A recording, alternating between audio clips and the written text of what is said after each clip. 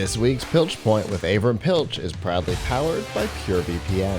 The best way to protect your privacy online is with PureVPN. You can hide your online activities, say goodbye to regional restrictions, and improve your streaming quality. Plus, it's available for almost all of your devices.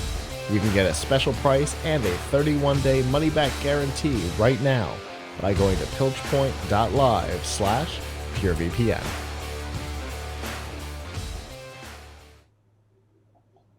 I'm just now realizing how much the new PureVPN logo and the splash image on YouTube for the Piltch Point are similar. Anyway, we've been away for a number of weeks, and in that time, some interesting stuff has happened, and in particular, something around one of your kind of passion topics, 3D printing. Yeah, so let me paint a little picture for you.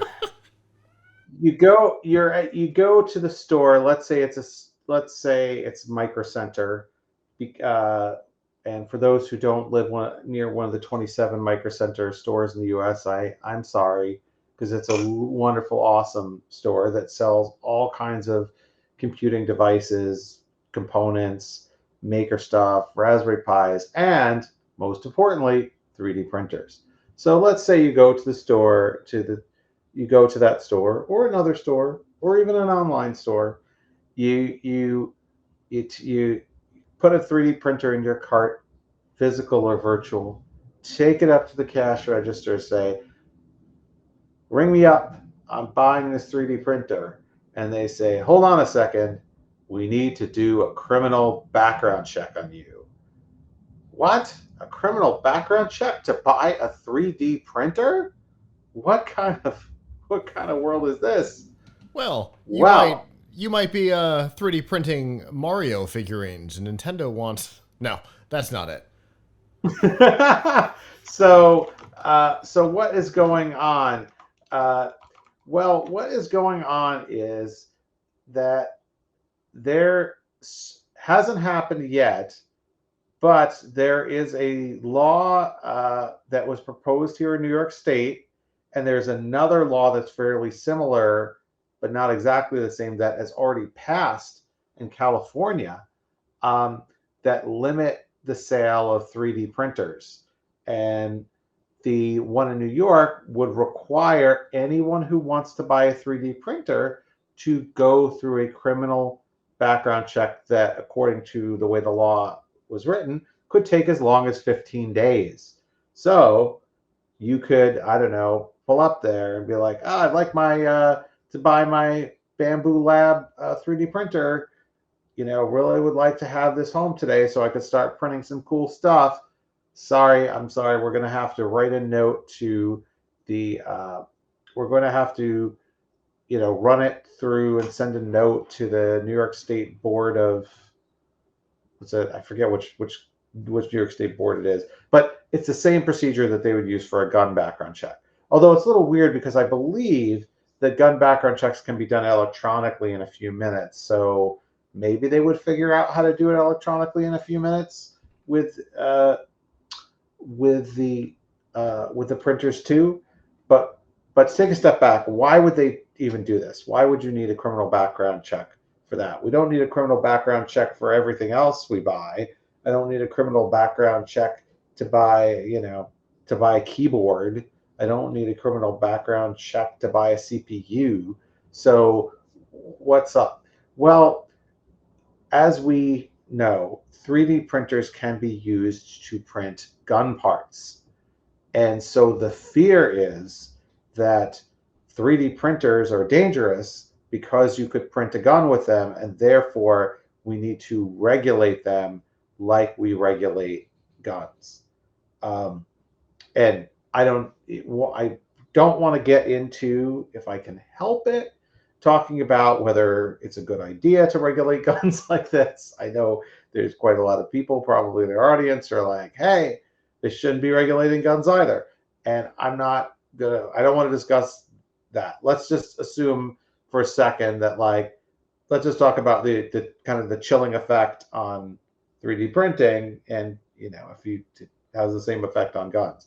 But the the premise of the law is that it's not every 3D printer, it's any 3D printer that could be used to print gun parts.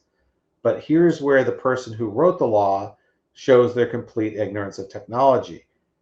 Any gun, I mean, I'm sorry, any 3D printer can print a gun.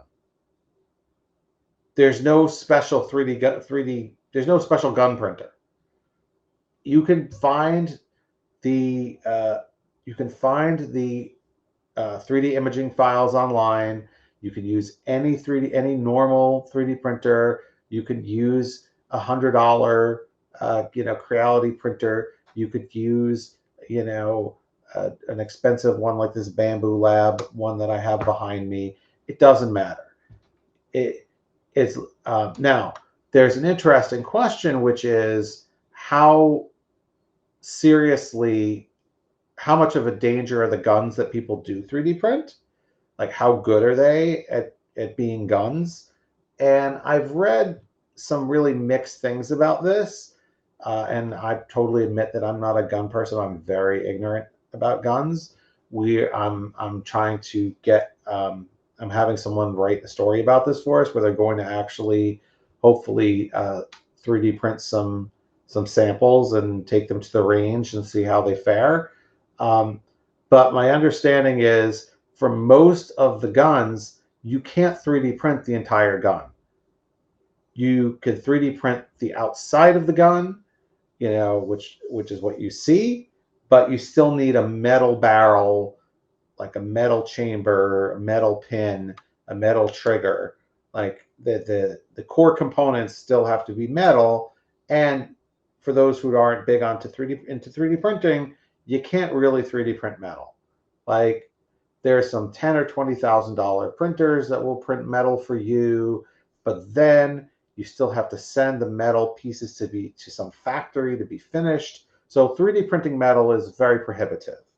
Like, it's not easy at all. So realistically speaking, for most of the 3D guns that people are making, the parts that you see and touch, like the handle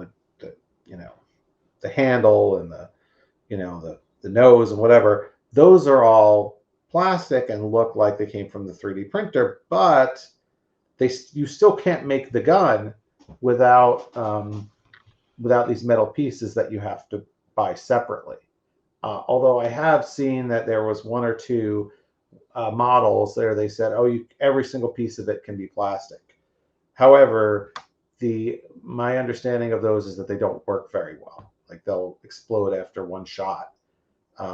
So, this is, do we think this law that has been proposed in New York is going to go anywhere? I hope not. But in California, there is a law, AB 1089, that passed. And it's not at all clear to me what is actually going to happen here. So it says, AB 1089, this is actually passed and was signed into law by the governor like in September. Says somewhere here about, I'm trying to find the exact quote, prohibits any person from, okay, so for one, it says, now this is criminalizing conduct rather than a product, which I certainly think it's better to criminalize conduct than criminalize an object that has many uses. It says, if you use a 3D printer or CNC milling machine to make a firearm, you have to be a licensed manufacturer. I mean, okay, that doesn't really affect regular 3D printer users. But it says here, the bill would add three-dimensional printers and CNC milling machines to the definition of firearm-related products. And it says somewhere on here, that any 3D printer whose primary purpose is making a gun uh, is illegal or requires right. A person who before July 1st, 2024, possessed a three-dimensional printer that has the sole or primary function in manufacturing firearms. Uh, right. So you can't get a 3D printer that has the sole or primary function of manufacturing firearms. But if, again, that's an extremely ignorant statement because I have not seen anywhere somebody marketing a 3D printer as this is the gun printer. I mean, somebody could come out and say, like, this is the gun printer. But realistically, they don't need to do that because any 3D printer can do the same thing. There's no special gun feature that you need to 3D print the gun parts. So, um, anyway, From what it's I understand, in the case of the California law, if it's about intention of the person, not intention of the hardware. If you have purchased a CNC, a mill, or a 3D printer with the intention of, 50.1% of its usage being producing gun parts, then you have to be a registered manufacturer and all this other stuff. So, it becomes a really easy thing to get around. You just print, castles when it's not printing gun parts. I mean, who's going to track what you're printing at home anyway? Like, Right. I Right. mean, It's a nearly unenforceable law, yeah, and it's unlikely to change anything because the only people who are going to self-enforce are the people who wouldn't be doing anything illegal right. with it anyway. Yeah. So my concern about this, so these laws seem pretty. I mean, the problem is, right? It's putting up a barrier in the way of people buying a product that is Yeah. good. That is something that is good for kids. Like 3D printers are good for schools and libraries and STEM education.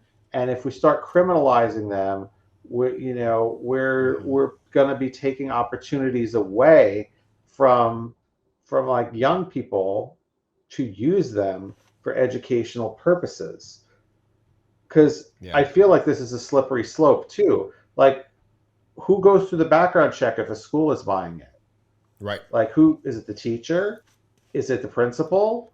Well, And then let do let they me then? let me throw it one interesting step further. Uh, do the laws about transferring a weapon from personal to personal apply here? So if I buy it to donate to a school, do we have to then do the background check again during a transition, like you Right. do with a Well, weapon? I think this, but there's a loophole that there for weapons in most states, right? Uh, For private sales. Depends. Of course, we will end up using all the same technology, right? Is it the 3D printer show loophole, Right. right? I mean, all the same things that apply to now to the way people buy guns. Oh, and that actually leads to another point, which I keep reading and hearing every time I investigate this, which is that it really isn't very convenient to 3D print guns if you're just looking to get a gun to commit a crime. Right. There are easier ways to get a gun and a well manufactured one at that Yeah.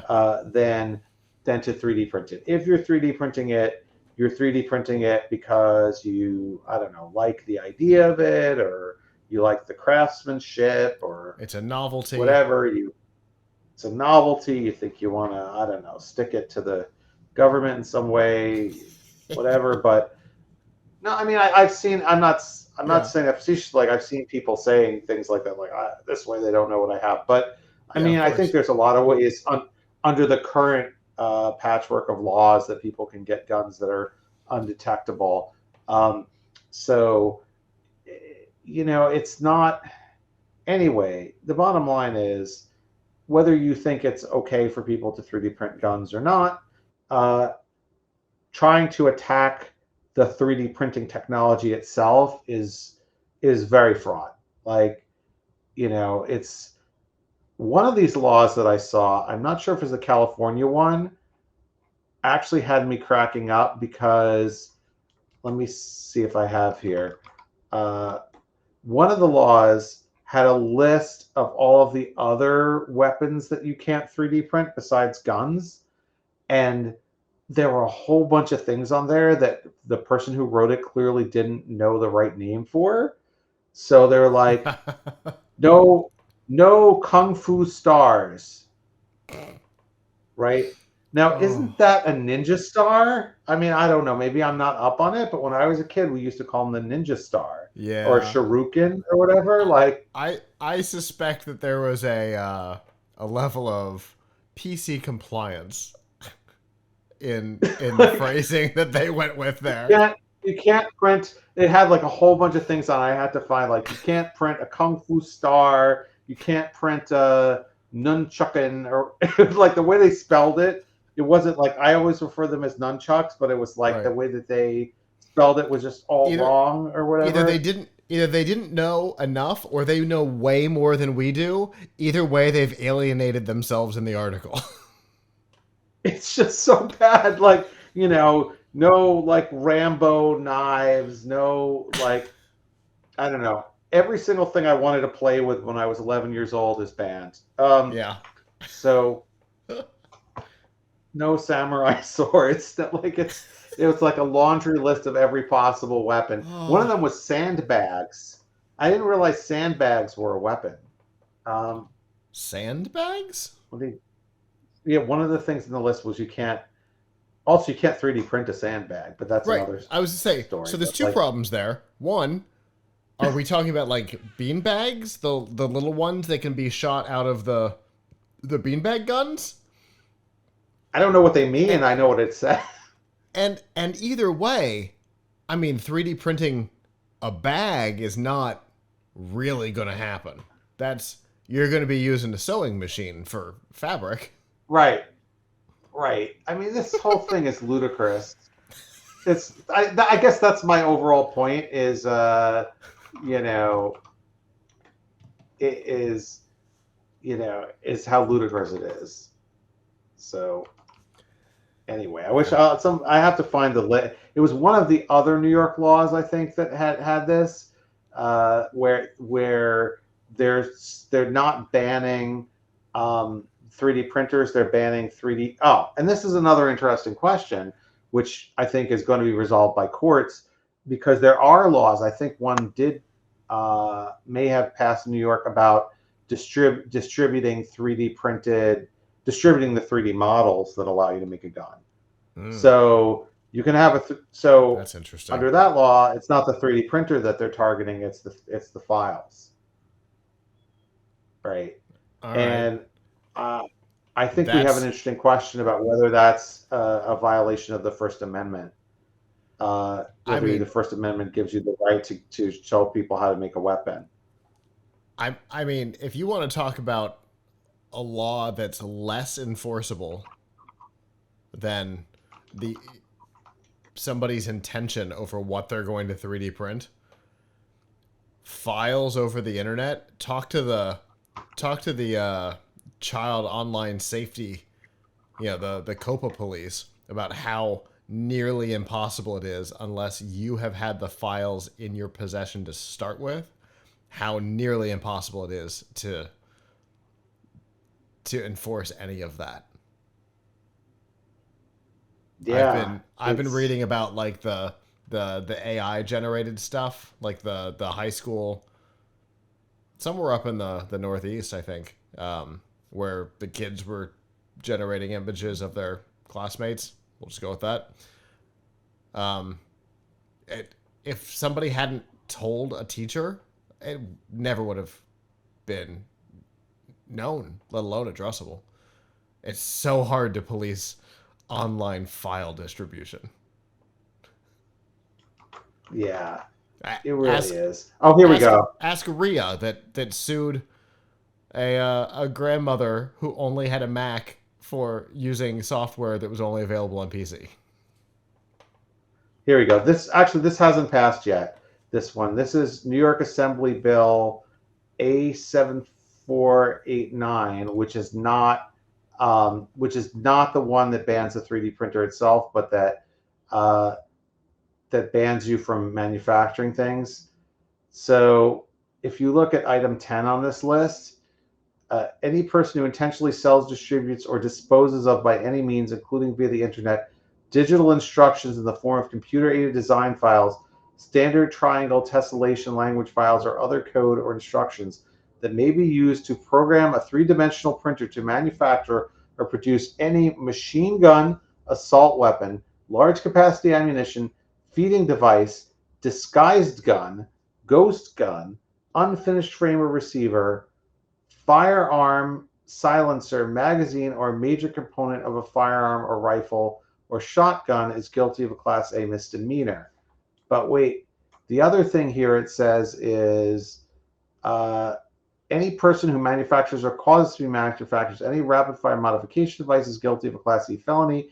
Any person who manufactures or causes to be manufactured any switchblade knife, pilum ballistic knife, metal knuckle knife, undetectable knife, billy, blackjack, bludgeon, plastic knuckles, metal knuckles, kung fu star, chuck-a-stick, sandbag, sand club, or slungshot is guilty of a Class A misdemeanor. I'm sorry, did they conjugate that one in the past tense? Slungshot? Yeah, no, I looked this up. I was like, oh, is that a mistake? There's such a thing as a slungshot. Okay. It is like a slingshot, but it is not a slingshot. But it happened in the past? It is a maritime tool. Google it. Oh, I'm looking at it. It looks a lot like kerbangers or something. It looks like one of those bungee loops that when you're putting a tent together. Yeah. But it's made out of rope instead, which does seem like it would be difficult to 3D print. Yeah, I mean, what are you gonna just 3D print the balls at the end of it that you use to whack people or whatever? Like, this is I don't know. I just feel like this is a little bit. I love that Bing's crazy. Like, I think you must have meant slingshot, right? There's the Wikipedia article at the top for slingshot, and then everything else is like, well, here's how to make a slingshot. That must be what you meant, right? Yeah, so they said chuck-a-stick, right? Yeah, so I always called them nunchucks, but apparently here they call it a chuck-a-stick. I don't know if you get caught manufacturing a throwing. I have to give a headline here. The monkey fist's nasty cousin, the slungshot. The monkey fist? This conversation has gone off the rails, and I'm so happy about it, Avram. Yeah. Also, the other thing that was on, you notice the other thing that was on there was plastic knuckles. Was it plastic knuckles? Uh-huh. Not metal knuckles, plastic knuckles. Uh-huh. Do you know how brittle 3D printing stuff is? Yeah. Like, I mean, you punch someone, it's gonna break on you. Like, it's not gonna last. Yeah, because it even under the best of conditions, there's too much flex in it. Yeah, that it's gonna come back into you. Under the worst of conditions, it shatters into your fingers. Either way, the other person doesn't know that it happened. Yeah. I mean, I don't know. I mean, I guess we could get somebody who's like an expert on, I don't know, plastic and metal knuckles to talk about it. But the comprehensiveness of this list is kind of funny. Like, so wait, what weapon didn't they say that you could use? Also, undetectable knife. Isn't any knife undetectable if you hide it? Like, what is an undetectable knife? I I suspect they mean a knife that can go through a metal detector. I think that's what they're going for. But the weird both specificity and vagueness of this list is fascinating because it is somehow both vague and specific. Yes, yes, exactly. I So love it. when I print a throwing star and I get arrested for it, my defense will be that it is actually not a kung fu star at all. It is a it is a ninja star and therefore allowed. Um, Right. so I mean, it's just what a weird specificity. They could have just said throwing star, but Right. they had to stick a martial art there. So And not to distract they could everybody have about this, but it's they could have just said something like offensive knuckle right, guard or right. something. And then it would have They covered could, all materials. yes. I mean, to be fair, this is already kind of an overreaching thing, right? So they do have to be somewhat specific Yeah. because if they said anything that could be used as a weapon, then they're banning anything because you could like take a toy and whack someone over the head with it and Mm-hmm. call it a weapon. I mean, Yeah. right? On So any American Dad, Francine shoved a shoe down Roger's throat to prove that anything could be a weapon. yeah, anything can be a weapon. So uh, I know this is terrible, but we like to joke about this a little bit. Not that we Uh joke about oh. weapons all the time at Tom's Hardware, but our deputy managing editor Paul, one time he was on a plane with someone, and you get a weird person sitting next to you on the plane that just wants to Mm-hmm. talk. So he got a weird guy in the plane just starts to talk and was trying to talk to him about like, hey, if this plane gets taken over, here are all the things you could use for self-defense. Oh, And he good. started to talk about how USB cables are a great form of self-defense. Okay. So here's the thing. They are. Really? That's the truth. They absolutely are because of the way they're manufactured. Um, the with the braiding and everything like that, they're actually a That's the braided fantastic. one, right? Yeah. Well, no, not even the on the outside. The way the cable is on the inside actually makes them strong. Obviously, Right. one with a fabric on the outside, an actual braided cable will be even better. But yeah, they are weirdly strong against pressure. Oh, I okay. I Well, had there. some I had a company at CES talk about it one time about the strength and we got into it like this. The conversation went off the rails. It wasn't on camera, but the conversation went a little off the rails. Yeah. Uh, yeah. All right. Well, anyway, what was I trying to say here? So the point is that there's some uh, there's a lot going on here with people who want to kind of regulate and criminalize 3D printers because of the potential to Mm-hmm. use them to make Right. weapons.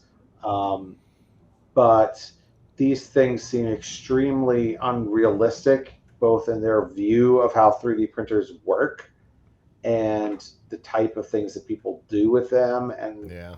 and whether this is actually going to help anybody, keep anybody safe. So, I guess we need to, those of us who care about being able to buy a 3D printer and have the freedom to use it, need to be, on the lookout because Yeah. it could have a very chilling effect. I mean, if you're saying that if you're saying that as an adult I need to go through a criminal background check to buy a 3D printer, then presumably they're not safe to be available in public places, right? Like, there's a lot of libraries that let people come use a 3D printer. Are you going to need to have a background check to use the library? Are children who are under 18 who, you know, I mean, are they going to be allowed to use a 3D printer? Like, there's just so much, like to turn something like that into, a kind of prohibited, restricted object seems really, really misguided to me. There's so many other tools that exist in the world, and we don't criminalize them. Yeah. You know, your computer is for hacking, but we don't criminalize buying a computer. Right. It reminds me a lot of there was the incident here in Florida where there was a preschool where one of the teachers duct taped a couple of kids to a wall, and then all of a sudden, any retailer in the country that sold duct tape had to get and scan an ID to sell duct tape. Yeah, it was a. Really? I was at Radio Shack at the time. Yes. We had to scan IDs for duct tape to the point where we stopped selling it because it was such a pain in the butt. Right. That's what's going to happen. Right. The liability was just so ridiculous, and the amount of training they had to go into how to sell duct tape. Right. So exactly. That's something I was going to say, and I won't belabor this forever, but yeah, it has a chilling effect on the people who might want to sell it, because now, and it would add to cost as well, right? Yeah. Because if they're going to have to conduct the background check, they're going to pass that cost to you. Now, I don't know how much it is, but they're going to pass it to you. I read somewhere that for handguns, it's something like $15 in New York State. Okay. I guess not that bad, but still, like, you know, I guess it, you know, maybe $15 isn't that much if you're buying a $300 printer, but, like, you know, it's a tax. But beyond that, you know, you're gonna have, like, you're gonna have to make sure that the cashiers there are trained to do this. Presumably, they're gonna have to get, you know, somebody, like, gun stores are probably used to doing this by now, right? They're used to background checking people and following local laws. But Micro Center is not. Micro Center is probably, Best Buy is not. They are probably, I don't know if Best Buy sells any 3D printers, but even if they sell one, you know, and if they sell only a handful, then they're definitely going to stop because it's not worth it. So it's going to limit the availability. Yeah, it is. It's absolutely going to limit the availability. It's going to slow things down. It's going to slow people down. It's absolutely going to hurt sales. And then also you've got other, like, a lot of 3D printers you're ordering from companies, like a lot of the major 3D printer companies are in China. So if you're ordering direct from their website, like from Creality or Bamboo Lab, I mean, they may have warehouses in the US, but I mean, are they really going to be set up to do a background check on their website? I mean, it's right. Some companies may just stop selling their product in the US if it's this, or in that state. You know, maybe it's like, oh, it's only New York State? Fine, we'll write off New York State, and this New York State can't buy from us anymore. Like, yeah, it's a very slippery slope. That you know, that creates the same weird scenario, like when Keurig released the Keurig drink thing, right? At CES, you could buy them, and several of our team members did, and one of our team members had to have it shipped to a family member because it couldn't be shipped into their state. I'm leaving genders entirely out, so nobody can pin down who I'm talking about, but simply because, for whatever reason, the laws were set up such that they could not have it sent to their home, but they could just over the state line in another state. So all of a sudden, buying things online goes back to having these weird state level laws. Alcohol companies are used to it. And like you said, firearm companies, you know how to deal with this stuff. But just like Radio Shack and duct tape, we didn't know how to deal with any of that. And within a year, compressed air and duct tape both went on the have to have a ID to purchase it list. And we didn't know how to deal with it because our systems weren't set up for it. Right, exactly. Now you're turning everybody into a background check person, and that's very, very problematic. Yeah. And, you know, if you're looking at a $99 cheapo 3D printer, adding the cost onto that becomes significant.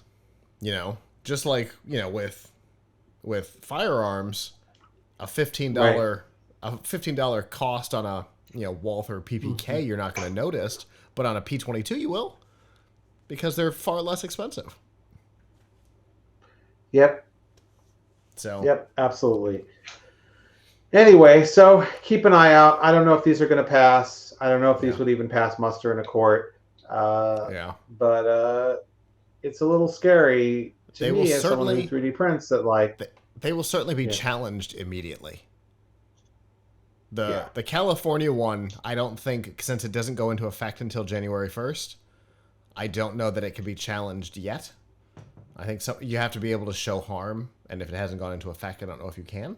But my guess is at 12:01 January 1st, somebody's going to file a complaint. It seems unenforceable, though, the California one, because it does. You'd have to actually try to get someone to enforce it, but you'd have to prove intent. And it's, I guess you'd have to find someone who was like running a store where they made the guns or something. But like, as far as at the point of sale of like buying a gun, not buying a gun, buying a 3D printer, they really can't tell what it is that you are doing with it. So I don't know.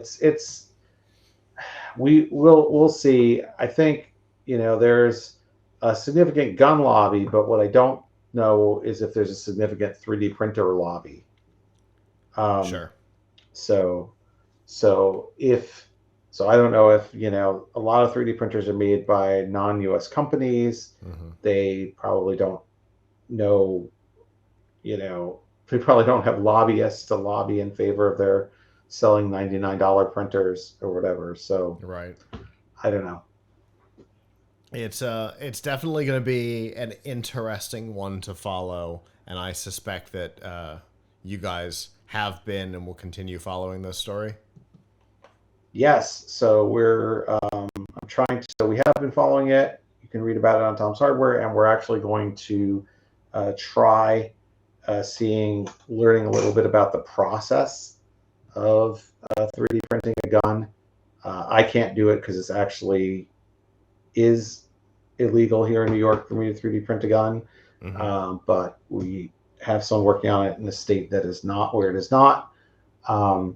So anyway, we will, hopefully we'll learn some more. Very cool.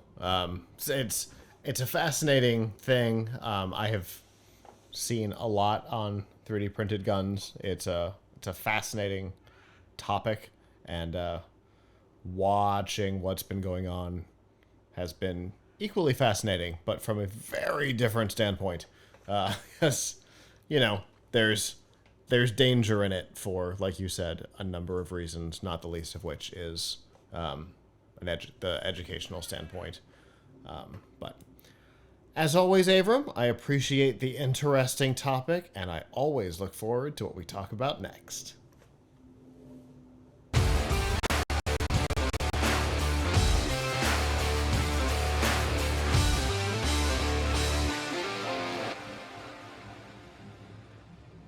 Hello, YouTube. Thanks for watching, and I hope you enjoyed this episode of The Piltch Point with Avram Piltch. If you did, please subscribe to our channel, and of course hit the notification bell, since subscriptions don't mean much on YouTube anymore. And if you've got topics you'd like us to discuss in the future, we'd love to hear from you in the comments below. If you don't want to follow us on YouTube, that's okay. There's a lot of other ways that you can follow our content. You can find all of that by going to PLUGHITZlive.com/subscribe. There you'll see all of our shows and all the different ways that you can watch, listen, and follow along.